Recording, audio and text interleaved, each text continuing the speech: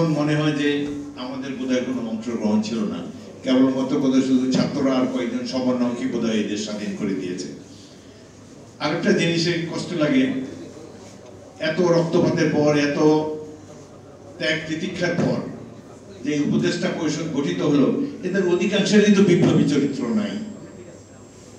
Professor Yunus থেকে শুরু করে কেউই তো বিপ্লবে অংশগ্রহণ করেনি, একমাত্র জনাব আসিফ নজরুল, তাকে দেখেছি।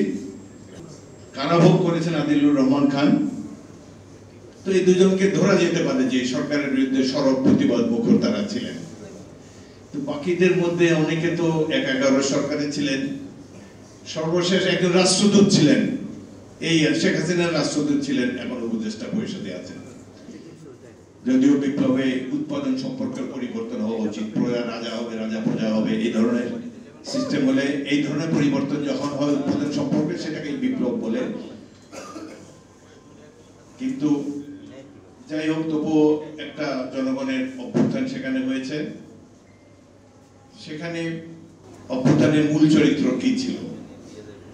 1971 এই কেন এই অভ্যুত্থানে আমাদেরকে যেতে হলো?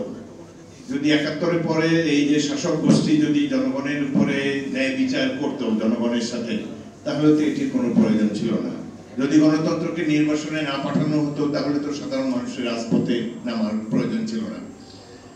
এই যে 16টি বছর, গত 16টি বছর আমি অত্যন্ত হতাশ ছিলাম, কারণ 71-এ যাদেরকে দেখে অনুপ্রাণিত হয়েছি, যেসব ছাত্রকে আমার অধীনে, আমি যশোর কুষ্টিয়া এলাকা থেকে 600 ছাত্র রিক্রুট করেছিলাম আমার ব্যাটালিয়নের জন্য। ব্যাটালিয়ন মানে 700 সৈনিক। এই ব্যাটালিয়নে আমি কমান্ডার ছিলাম, কারণ আমি একমাত্র অফিসার ছিলাম, আর কেউ ছিল না।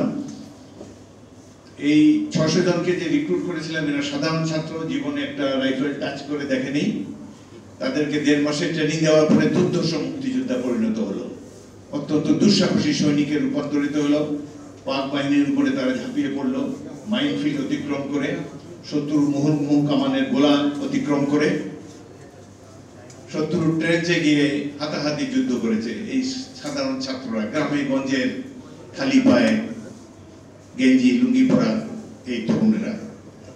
কিন্তু এদের মধ্যে 100 জন সম্মুখ যুদ্ধে জীবন দিয়েছে। কিন্তু দেশ স্বাধীন হওয়ার পর এই দুঃশাসনের ফলে ছাত্র সমাজের মৌলিক পরিবর্তন দেখতে পেলাম, প্রবিষ্ট হলো। তো অনেকদিন ধরে, 16 বছর ধরে মনে একটা ধারণা ছিল যে গণতন্ত্রের জন্য যুদ্ধ করেছিলাম, বোধহয় আর গণতন্ত্রটা দেখা হবে না জীবদ্দশায়। তারপরে হঠাৎ করে আমরা চেষ্টা করেছি। তারপরে এই যে অগাস্ট বিপ্লব, জুলাই অগাস্টের বিপ্লব, এটি থেকে অনেকে কেবলমাত্র ছাত্র সমাজের বিপ্লব বলে অভিহিত করতে চান। আমার দল বিএনপি 17টি বছর নিরলসভাবে সংগ্রাম করেছে, অনেক রক্ত দিয়েছে, 60 লক্ষ মামলা, এবং বহু মানুষ গুম খুম হয়েছে বিএনপি সদস্য। এবং সর্বশেষ এই 1.5 মাসের যে চূড়ান্ত সংগ্রাম, সেখানে 422 জন বিএনপি কর্মী শহীদ হয়েছে। আমরা যেহেতু আমাদের ব্যানার ছিল না, আমাদের ছাত্র দল, যুব দল, মূল দল ব্যানার ছাড়া এই সংগ্রামে অবতীর্ণ হয়েছিল। অনেক অন্যান্য রাজনৈতিক দল যারা বিরোধী শিবিরে ছিল, তারাও তাদের কর্মী বাহিনী নিয়ে ঝাঁপিয়ে পড়েছিল।